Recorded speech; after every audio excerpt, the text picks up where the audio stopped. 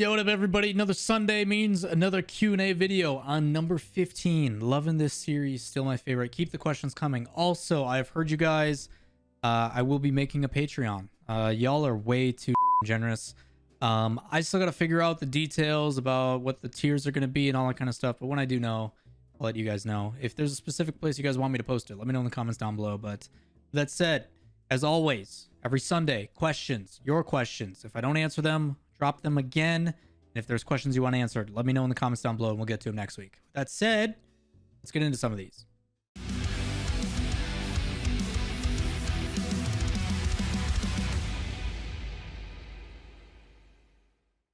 What's up, everybody? Lawler here, inside source for all things Rocket League. We've got Q&A Sunday. It's number 15. Looking forward to it.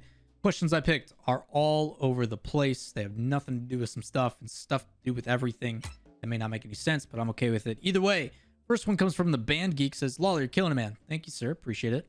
Want to hear your opinion about having the desk talent and casters return to the studio for the next RLCS circuit. Yes, please. I think the casters will be even better when they are with each other instead of dealing with comms delay. It's not just comms delay, man. The benefit of being in person is there's so many things. Number one, you get this kind of like aura or energy. You feed off of each other. Kind of these unspoken chemistries that you don't really hear about. When I'm next to somebody and he's getting hyped for a play, that elevates me, makes me better. There's a lot of benefits to being there. Plus, you kind of just get into an element. It's more of a mental thing of like when you're in a studio, you put yourself in that situation. It's different. It's different than being at home. There's a little bit more pressure with it, but also that pressure usually makes you better. So think of it like a diamond, I guess is the best way to say it. Either way, yeah, being in person, there's no delay with like Skype, or I think the guys are using Hangouts now. Either way, no delay, being able to do cues. Like, you guys can't see it, but if I'm next to somebody, like if I'm a color commentator and they're a play-by-play and I've got something I really want to say, I can take my finger and like tap on the desk really light and just show like, yo, feed it, you know, I'm ready, I got a point, I got something I really want to say. Things like that are really, really important. Or I can go like this and be like, yo, keep going, I got nothing, or pass it away. Or if they look and drop it off, I'll just, you know, put my hands up and be like, yo, white noise. Like, there's little things that each caster does, but there's things like that that you don't trip over each other. There's a lot of benefits to being in person, and it's just more fun. It's just so much better.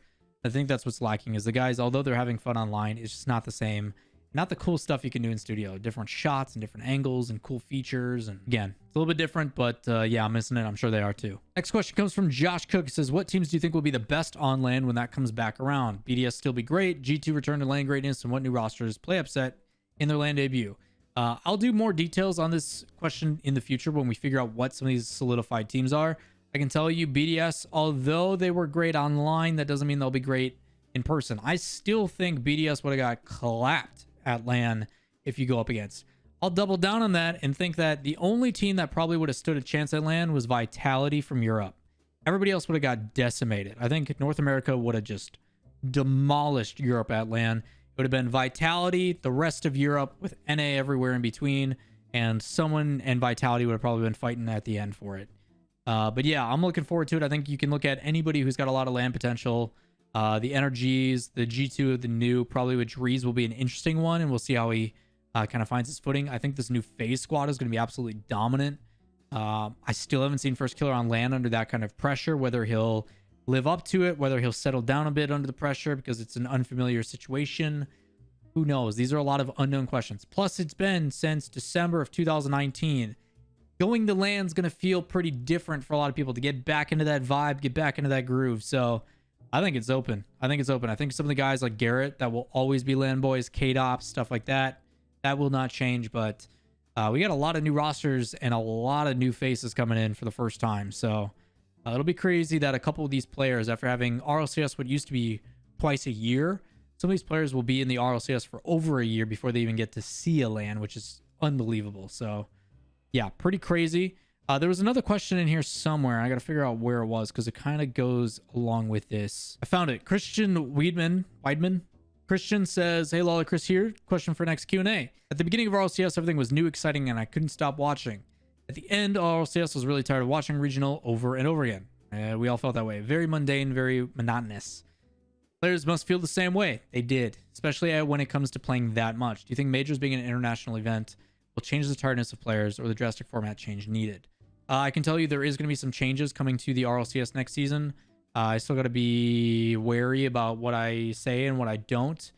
One is pretty massive, and it is going to reduce how much effort is on the schedule.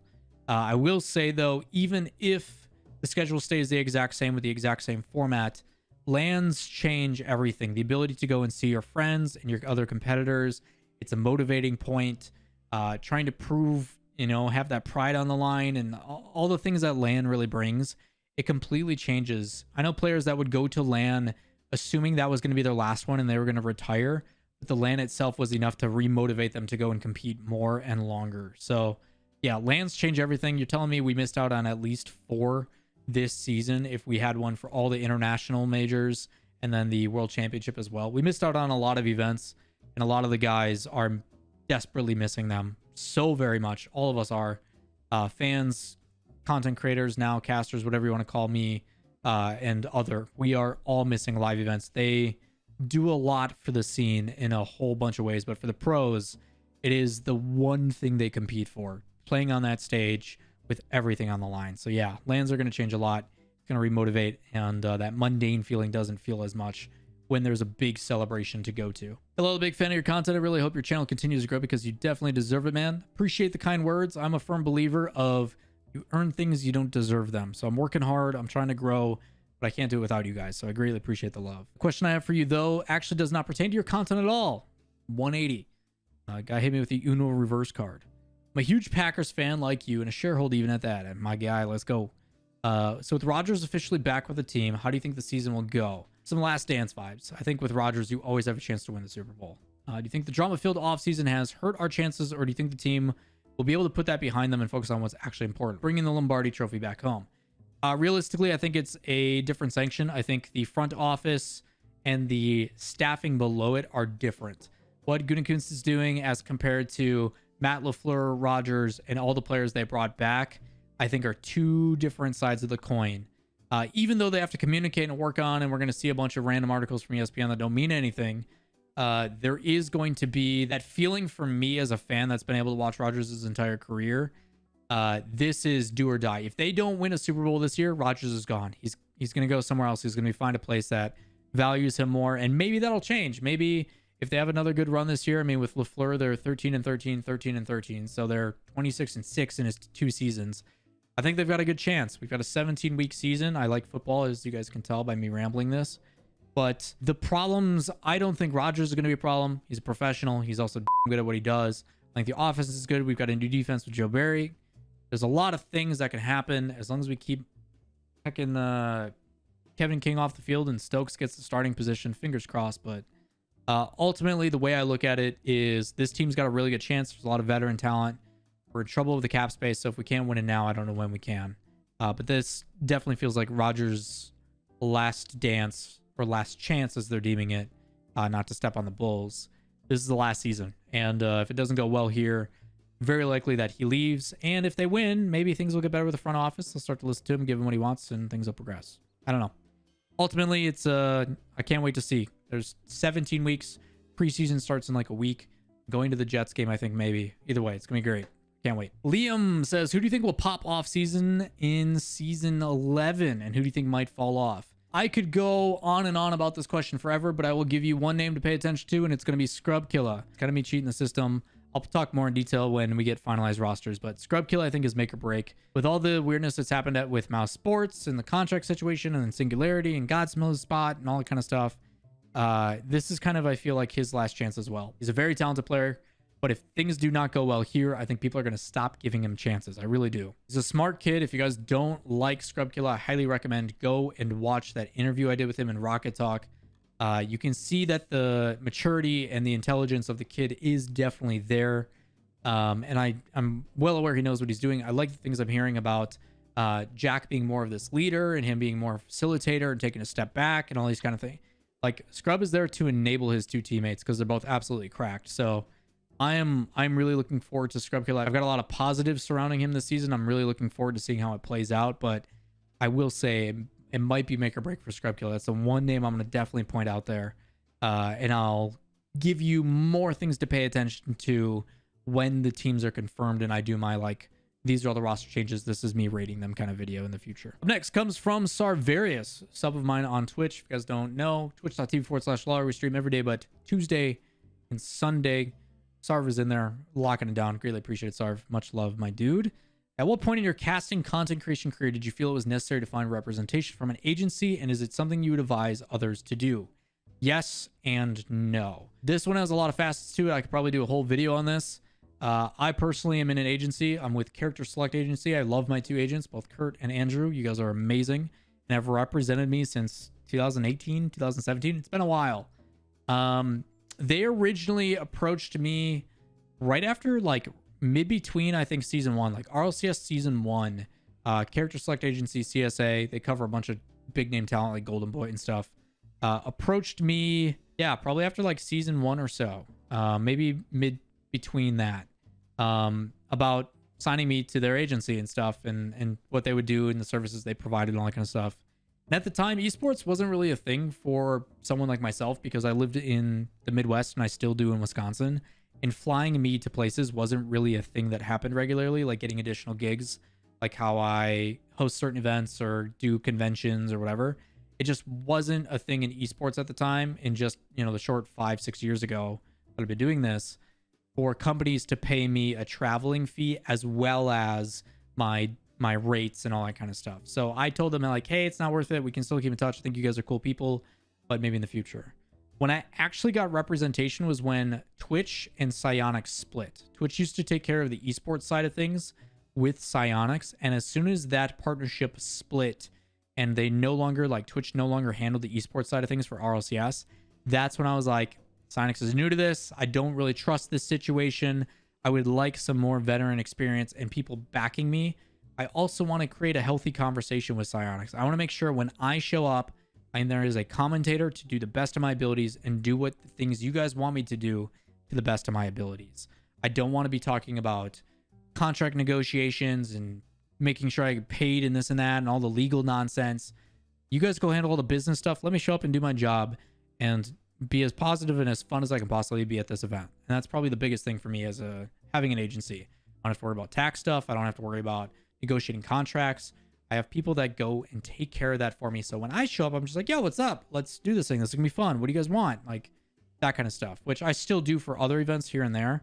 But primarily it's nice having people behind me that take care of that and try to find me additional work as well, which I'm very grateful of. They don't get enough credit. They work behind the scenes.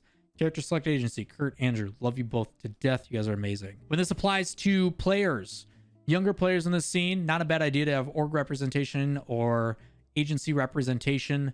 I think for the most part, I think agents right now are kind of a waste of time and a waste of money, them taking a percentage or a cut of certain things when they don't go and find you additional opportunities or they don't go do other stuff for you. They don't find you endorsements or any of that kind of stuff. They don't bring you partnership stuff when you're doing streams or any of that kind of stuff.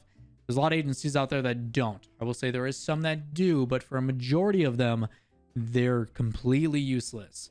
I will say if you're a younger player or you aren't willing to go seek lawyer help or financial or legal help or any of that kind of stuff, getting a financial advisor early on and stuff like that, there is some agencies that will help you put you on a path or steer you in a way that is very beneficial. If some of these kids were taking some of their salaries and putting it in like a high interest rate account, Roth IRAs, all that kind of stuff, they could be making so much money by the time they turn 20, 21, 22. It'd be absurd.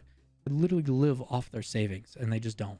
These are the types of things that agents can possibly help with and representation can help with. If younger players are interested in that, reach out, I guess, and I'll forward you to the appropriate people. Last but certainly not least comes from Christopher that says, hey, Lawler, if you're going to help an obese friend get into working out, how would I start? For those that don't know, I have, over the past 4 or 5 months, started a new workout plan, a new diet. I'm down 15 pounds. A lot of people have noticed it. I notice it. I'm also significantly more in the gains department, even though this camera doesn't help with that. Your boy's been working hard, and it has been easy. The first thing I would ask said friend is, do you want to in the first place? Because me putting in this effort is completely useless. You have to be the one that makes that decision. If you are coming to me and saying, hey, Lawler, I've seen your results. I've seen things work. I also want that. What do I do? That's the first place I start, is finding your desire. The second thing I ask you is, what are you trying to obtain? Are you just trying to lose weight? Are you trying to do certain things? What is it that you're trying to accomplish here? If you're just trying to lose weight and stuff, cool. Let's focus on your diet. Let's make sure you're working out, stuff like that. And then it's a matter of checking in and staying motivated, because at the end of the day, is I can push you, I can egg you on, I can tell you like, hey, you need to be doing this and that. I can't force you to go and do it. Every morning I wake up, I may be sore or tired, or I've got other things to do. I still work out because my brain knows I need to do it. I just have to go and do it. And that's the hardest part, is turning it into a habit. They say it takes about 21 days or 3 weeks to turn something into a habit. Do something every day for 3 weeks and it will become a habit. In the first 2 weeks, 3 weeks, you're sore, your muscles hurt. You're still trying to build something like a foundation to create upon before you really get into the good stuff, before it becomes easy and it's just like, yeah, it's just part of my day. Getting through those first 3 weeks is very, very tough, but I'm not going to be the one that gets you to do it. It has to be you. So honestly, you just got to find a way to motivate yourself, whether it be someone keeping you accountable or otherwise. I have a trainer that I work with who's basically shown me the ropes on how to get things going, and now I just check in with him. He's also a very good friend of mine, so that makes it very easy. I basically train with him just so I can talk and hang out with him and get to see what he's up to on a regular basis, because we're both so busy. But ultimately, Chris, it is entirely up to you, man. If you know someone that, or it is yourself, that is trying to get into shape or start working out or whatever it may be, you just got to start. You just got to start. Doesn't have to be anything crazy, whether it be just a walk around the block or literally any exercise at all. You just have to get started. And if you have additional questions, come by the stream and talk to me about it. I would love to talk your ear off about it. Really long Q&A video today. Hopefully it makes up for the short one yesterday. I love these videos. I could sit and talk about these all day long. And if you guys do enjoy this kind of stuff, stop by the stream. I do it there as well while we still answer the questions here. As a reminder, as always, Patreon eventually will be coming. I just got to figure out what the heck I'm going to do for the different tiers and stuff. I'll take a bunch of you guys' suggestions. If you guys definitely want that stuff, comments down below, upvote the heck out of it, just so I know what it is you do and don't like. Also, if you guys have any additional questions, as always, comments down below. And if you guys enjoy the content, give it a thumbs up, and we'll see you next Sunday. Peace.